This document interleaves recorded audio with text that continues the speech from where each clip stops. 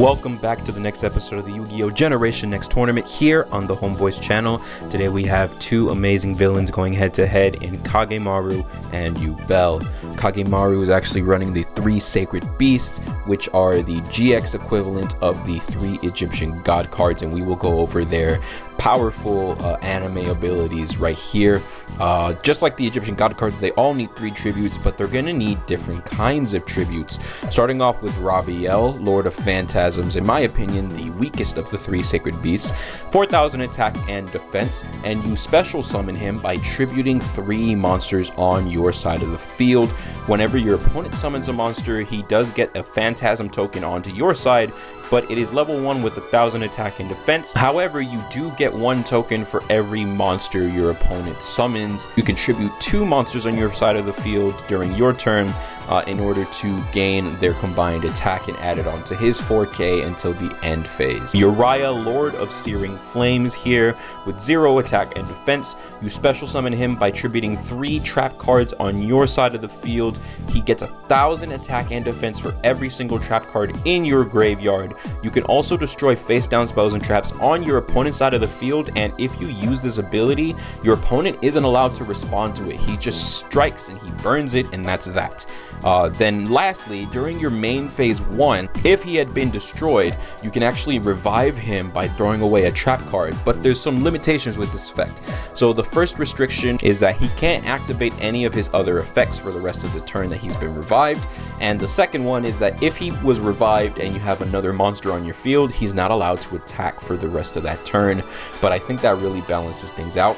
I put him at mid tier because, one, while in this deck he could potentially be revived 7 times, assuming you don't use any trap cards except for the 3 to actually summon him, and while his attack can get to an absolutely massive 10,000 attack points here, with this build that I'm using, it does heavily rely on you having traps in your graveyard for him to really be that big of a threat. I mean, at 3k, don't get me wrong, it's amazing, but it's also on your opponent's turn, it's the same thing as having a blue eyes. He can't really do too much outside of that. Next we have Haman, the Lord of Striking Thunder, 4,000 attack and defense, and he has 2 really good abilities, both for offense and for defense.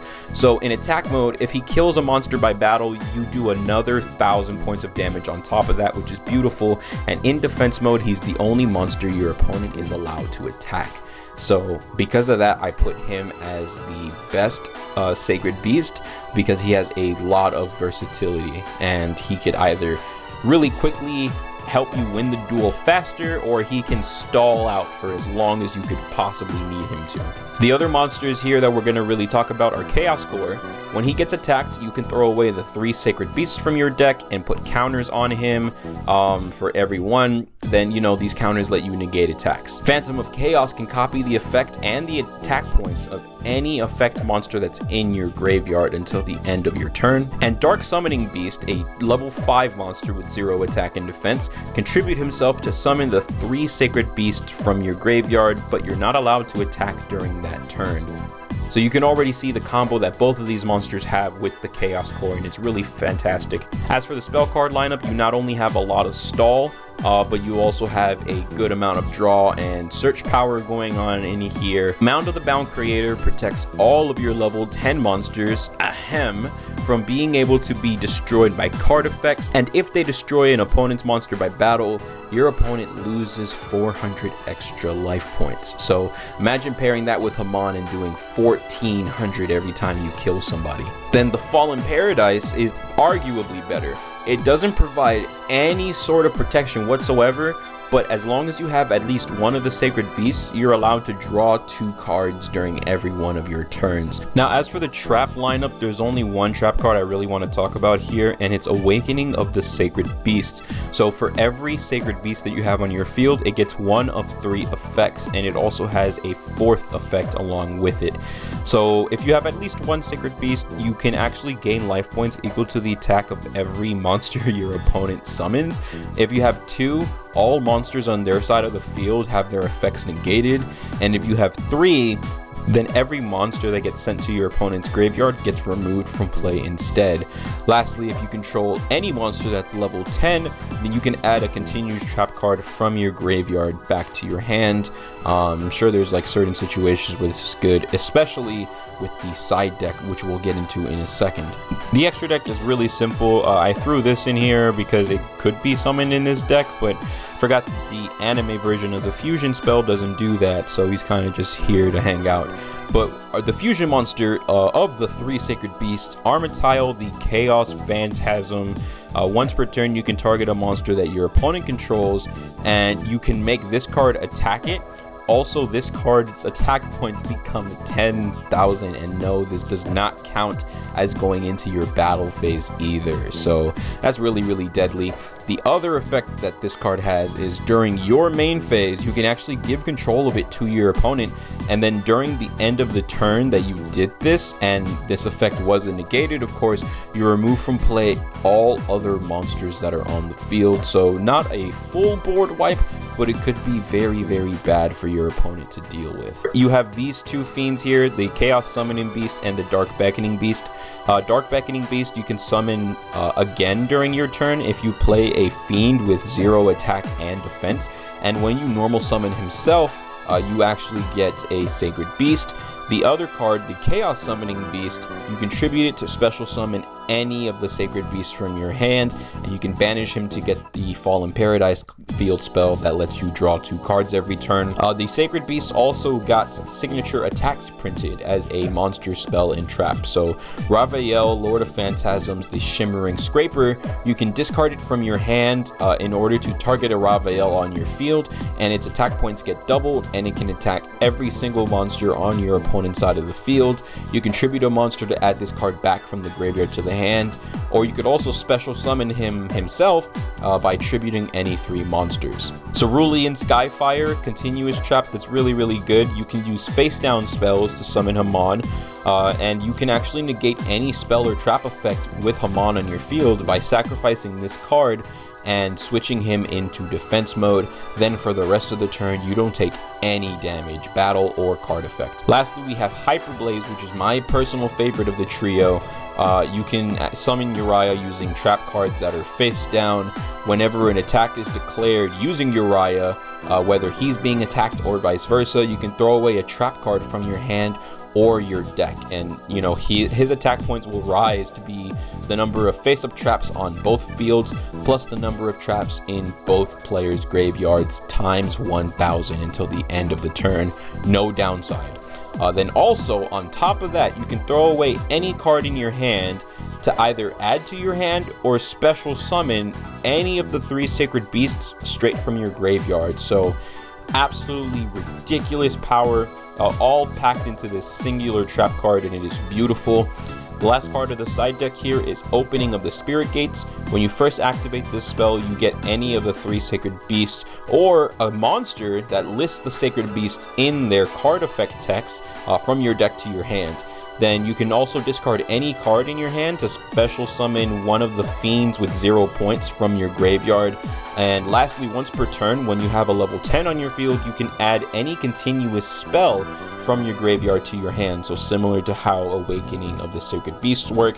But that's how this whole deck operates. You know, with 13 normal summonable monsters in the deck, out of 45 cards, it can get incredibly bricky. But again, with lots of draw and search, it's possible to pull out a very beautiful win with this deck here. But let's take a look at his opponent.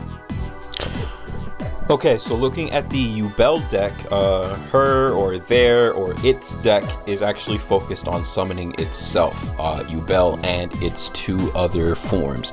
So we got some Frieza type stuff going on over here. When it's in face-up attack position and if battles another monster, your opponent takes all the damage for you. Also, it can't be destroyed in battle ever, but during every one of your end phases, you have to tribute a monster or else it destroys itself. Whenever Yubel dies by a card effect, except for her own, she evolves into the next form, Yubel Terror Incarnate. And so Terror Incarnate has all the same effects, except you don't need to tribute anything anymore. Instead, During the end phase of your turn, you destroy every single monster on both players' sides of the field except for Terror Incarnate itself. So to have the power of a dark hole every single turn is actually really terrifying. On top of, you know, you get to do damage back at them with 0 attack points. It's really difficult monster to deal with. But if it does get destroyed, fear not, because then it can evolve into Yubel, the ultimate nightmare. So Yubel, also, it can't be destroyed. Your opponent takes all the damage for you. But also, if it battles an opponent's monster, you get to destroy that monster. And if you're the one who controls Ultimate Nightmare, your limit at the end of the turn isn't 5 cards, it's actually 10 cards. So you can sit with a massive hand. Really cool stuff. So your entire deck is focused around a couple of different things. The rest of her deck is mostly plants with a couple of fiends. You have Grinder Golem to summon 2 tokens on your side of the field in order to special summon itself to your opponent's field. Regenerating Rose can suicide with any monster that it attacks and then bring out 2 tokens on your side of the field. Samsara Lotus can actually summon itself for 1,000 life points back from the graveyard, so you have tribute fodder every turn for Yubel as long as you have life points. Then Inmato can summon 2 other copies of itself from the deck, and Mystic Tomato summons more monsters when they get destroyed by battle. If that wasn't enough, you also have Fires of Doomsday here, and since all the Yubel versions can be summoned from the graveyard as well, you have Foolish Burial either for the Yubel evolutions and maybe you just don't want to draw them, or you could use Foolish Burial for the Samsara Lotus to get that out a little bit quicker. For the trap lineup, the 3 traps we're actually going to look at are Fiend Rose, which lets one of your monster actually be completely invulnerable in battle from battle destruction, and you don't take any damage whenever it fights. But when the trap card dies, so does the monster. Zero Sprite. So the monster that gets equipped with this trap card becomes 0 attack, but it's allowed to attack 2 times every battle phase. And Limit Reverse can bring back a monster with 1,000 or less attack points, so you can revive any of the Yubels whenever they are in the graveyard, but also by switching the monster to defense mode, Limit Reverse automatically destroys the monster, thus triggering their evolutionary effects. The side deck is actually an option just in case Yubel wins the duel and gets matched up with Jaden later on. You have Elemental Hero Neos Kluger, which is a fusion of Neos and Yubel, the original form. I honestly myself don't know what this thing does, but since we're not going up against Jaden right now, who really cares? I know that if it dies, it summons Neos Wise Man, so that's why that's in the side deck. But yeah, to go along with your super polymerization, you do have Starving Venom Fusion Dragon, which fuses with any 2 dark monsters on the field. He can gain his attack points, you know, he can easily run over level 5 or higher monsters, he can blow up monsters on the field when he dies.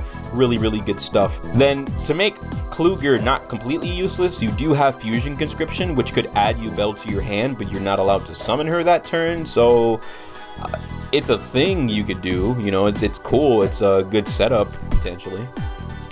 Lastly, these 2 cards, Damage Gate and Damage Condenser. When you take damage, you can discard a card and summon any monster from your deck whose attack is equal to or less than that damage, or you can just straight up summon it if it's from your graveyard. So that's that. You have a good number of ways for Yubel to be destroyed and evolve further. This deck has a lot of offensive defense potential, if you understand what I'm trying to say, but let's move on to the duel. Round 1 between Yubel and Kagemaru, and Yubel is actually going to go first here, so they're going to set a monster and a face down before passing it over to Kagemaru, who uses Terraforming to get Fallen Paradise. And the reason he did this, even though he has another one in his hand, is the anime is not a once per turn effect. Therefore, he can draw 4 cards in a singular turn as long as he has a Seared Beast out on the field. For now, though, he's going to play a face down, summon Giant Germ. He swung just to see what was there, and he actually ran over the Cherry Inmato. So Yubel is not only going to shorten their deck by 2 whole cards, but here is 2 cards on the field. So if they draw Yubel right here, which they did not, luckily, That would have been 2 tributes right off the bat. But anyways, going back to Kagemaru now, after a set face down, he sets a monster and he's slowly going to be swinging over these cherry inmate tomatoes. Really unusual thing to say there, but Yubel actually is sitting on a lava golem now, so with 2 monsters on the field, you know, Kagemaru could be in trouble of taking burn damage. However, doing it now, yeah, you'll be chipping away at his life points, but you're giving him a 3,000 attack monster, while right now you only have a 1,000 attack monster, so it's actually better not to play it until, you know, maybe later on if Kagemaru gets a Sacred Beast. But screw everything I said, they have nothing in their hand, so they're going to go ahead and use the Lava Golem now, use Limit Reverse to bring back a Cherry in Motto for whatever reason now. Okay. So Fiend Rose is here, so now the Cherry in Motto is protected from battle, and they won't be taking any battle damage whatsoever. So Kagemaru will just be sitting here taking 1,000 points during every one of his turns. He plays the Fallen Paradise, I guess alluding to, hey, you know, I'm about to summon a Sacred Beast now, but no, MST on the Fallen Paradise. Little did they know, he already started with 1 in the hand. So 3 trap cards face down. There goes Uriah with 3,000 points.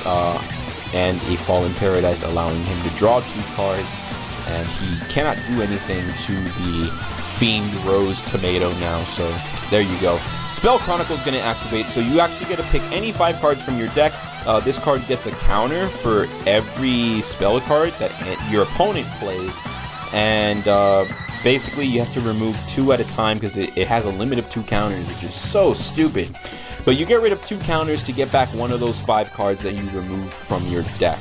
So really, the goal isn't necessarily to, you know, slowly hope and pray that you get these 5 cards. Instead, the goal is to pick any 5 cards you don't want and banish them. That way you don't draw them and you're thinning your deck by 5 whole freaking cards. Especially if this Spell Chronicle were to get MST'd, you know, you lose those 5 cards permanently. So there's that. Kagemaru not only has the Pot of Greed, but the Fallen Paradise, and he draws a card of Sanctity. So first he's going to use Phantasmal Martyrs. So since he has either Uriah or Haman in his field, he gets to sacrifice 2 cards to summon 3 tokens, 3 Phantasmal tokens, which are, you know, they're Raphael's tokens, and we're going to see what he ends up doing here. He does have a lot of presence, and by doing that, with the Martyrs, he actually gets to get a bigger bonus off of Card of Sanctity. So Yubel draws 3 cards, and he draws 5, and he draws a bunch of spell cards. But Fallen Paradise gives him 2 more, and still no new Sacred Beast. He's going to use Swords of Revealing Light because these tokens here do have 0 points.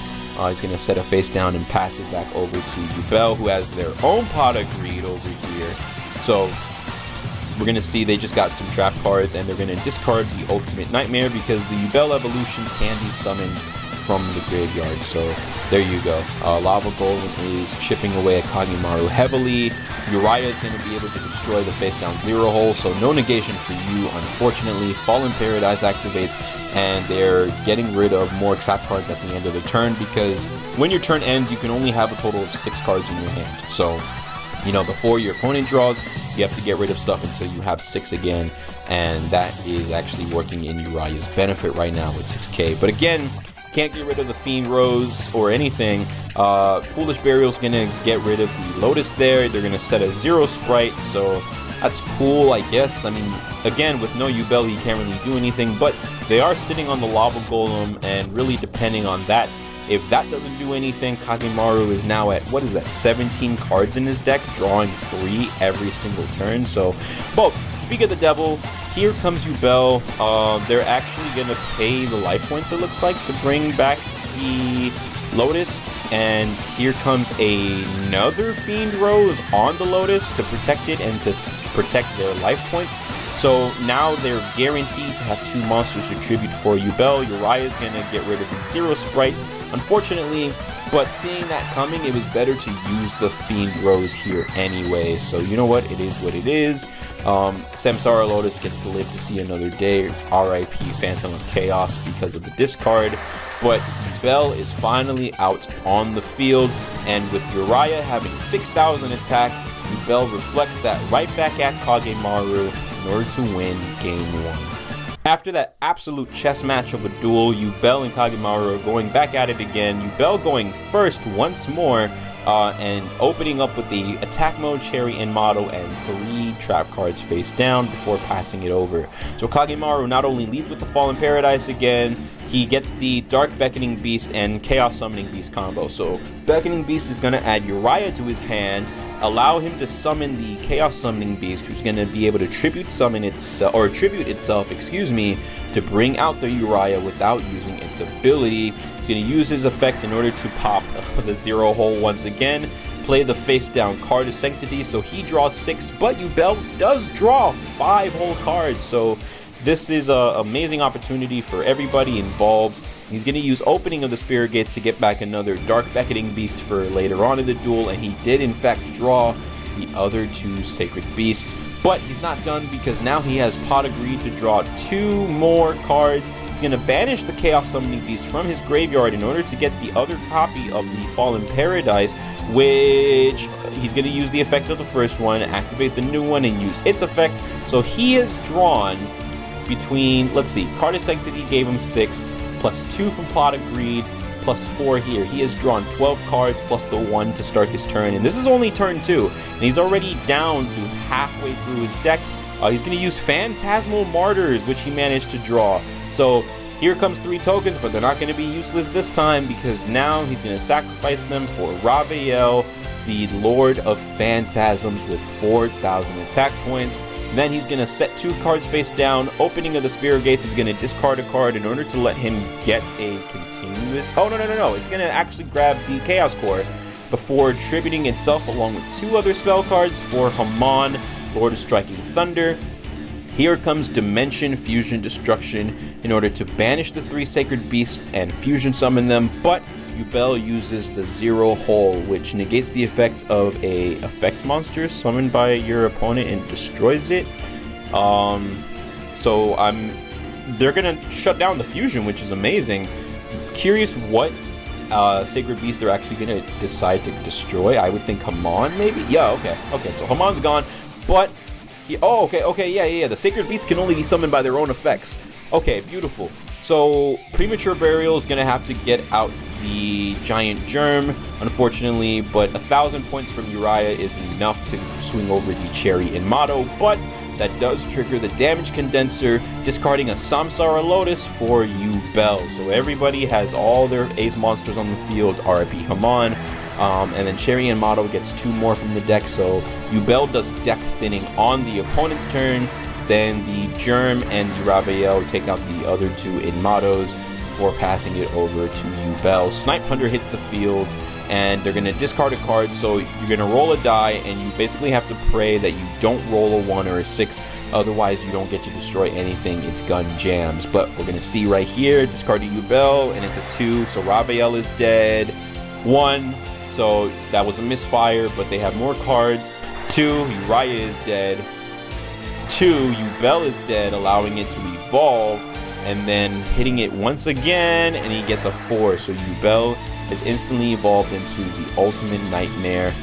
They're going to use the Snipe Hunter to destroy the Dark Beckoning Beast for 1,500, and then Yubel, the Ultimate Nightmare, is actually going to swing on the Giant Germ, destroying it with its card effect, so that its effect doesn't activate, it's summoning more germs or dealing damage to Yubel on top of doing 1,000 points. So there you go. Dark Summoning Beast, though, hits the field with 1 tribute, so here comes all 3 of the Sacred Beasts once again, and now, while this is incredibly powerful, the downside is that Ultimate Nightmare can kill anybody that it fights and do damage, so really, you're just allowing yourself to take even more damage by putting 2 4,000 attack point monsters on there. But I'm guessing that they just wanted the 2 draws with the Fallen Paradise, so here we go. Kagemaru plays a face down card before passing it back over to Yubel.